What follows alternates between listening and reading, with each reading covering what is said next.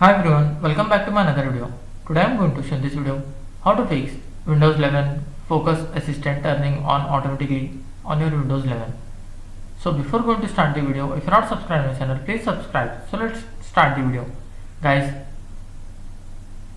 if on your Windows 11 Focus Assistant turning on automatically, then I will show you how to fix this issue.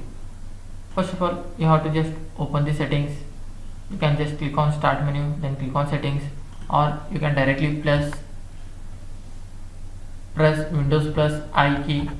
This is a shortcut key for the settings.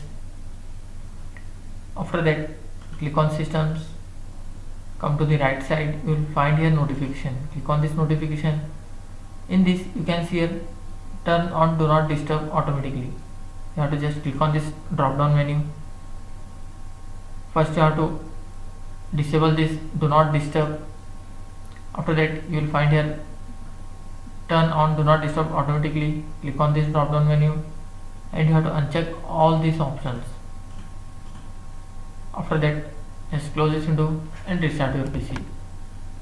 That's it guys. So in this way you can fix Windows 11 Focus Assistant turning on automatically.